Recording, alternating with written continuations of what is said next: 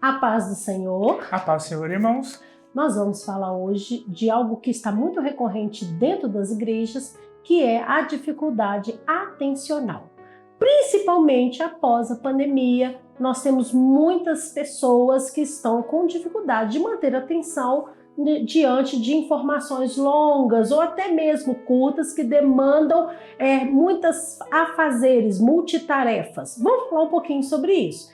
E a gente vai falar de 3 estratégias que os irmãos podem usar dentro das igrejas que vão auxiliar essas pessoas e elas vão se sentir mais confortáveis no dia a dia. Vamos lá, João? Quais são as 3? A gente vai falar sobre como organizar aquele grupo do WhatsApp para que a informação se chegue de uma forma mais clara aos irmãos.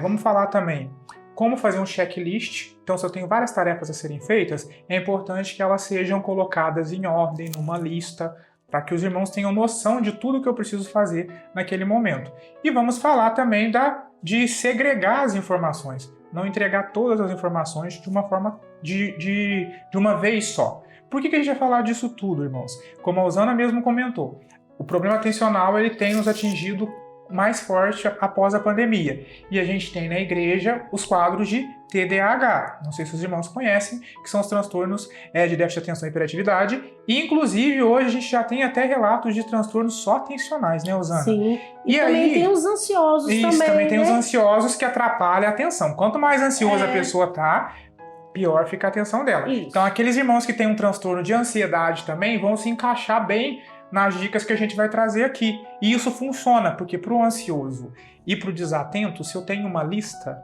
eu já sei mais ou menos o que eu tenho que fazer primeiro. E à medida que eu vou colocando lá um ok em cada coisinha, sim, eu já vou ficando menos ansioso e a minha atenção tende a melhorar se eu estou menos ansioso. E a gente tem uma sensação de que é competente, sabe? Aquele ok funciona muito. A gente sente que fez tudo certinho, né? Tá consegui. Funcionando. Consegui! Isso é muito bom. E como a gente não vai ficar na porta da igreja, irmão, conte-me o seu diagnóstico. A gente não vai fazer isso, a gente nem pode fazer isso, entendeu? Cadê o CID? Cadê o CID para eu saber se você realmente tem um transtorno? A gente pode fazer coisas que facilitam para todo mundo. Porque ajudando uma pessoa que tem déficit atencional, ajudando uma pessoa que tem um transtorno de ansiedade, eu estou ajudando a igreja inteira. Sim. Grupo de WhatsApp, Rosana, como que eu posso trabalhar com ele de uma forma que facilite a informação para os irmãos? O responsável manda uma informação, seja de evangelização, seja de limpeza da igreja, e dá um tempo para as pessoas comentarem, né? As pessoas comentam, amém, vamos, ou eu não vou, ou pode mudar o horário, seja lá o que for. Aí a pessoa dá um tempinho e aí ela manda a segunda informação. Por quê? Porque a pessoa que tem um déficit atencional normalmente vem acompanhado do que a gente chama de disfunção executiva. É uma pessoa que sabe, ela tem um cognitivo preservado, mas ela se desorganiza na execução. Então eu vou ajudá-la na execução da tarefa. E dando essa fragmentação, a gente auxilia.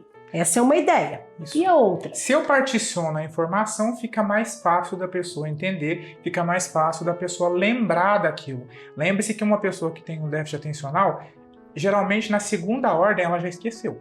Se eu dou para ela 4, 5 comandos, ela não vai lembrar. É importante que a igreja toda esteja envolvida, porque hoje em dia a gente tem aquela estratégia de curtir a mensagem. Então, se o irmão às vezes não quiser escrever amém, ele vai lá só dar uma curtida. Sim, porque aí a pessoa que mandou a mensagem vai ver, ele tá ciente, ele leu. Isso. O irmão leu. Isso. Ok? E sempre lembrar, se tem um evento hoje às 7 horas da noite, por exemplo, tem um culto especial, certo? Eu aviso uma semana antes. 2 dias antes eu aviso novamente. Isso. No dia eu aviso novamente. Sim. 1 hora antes eu aviso novamente. Todo mundo é contemplado. Todo mundo é contemplado e não tem perigo da pessoa esquecer. Principalmente aqueles irmãos que estão em funções. É importante Sim. isso para ele, entendeu? Por falar em funções, às vezes tem eventos na igreja que precisa de instrumento ou mexer na caixa e tudo.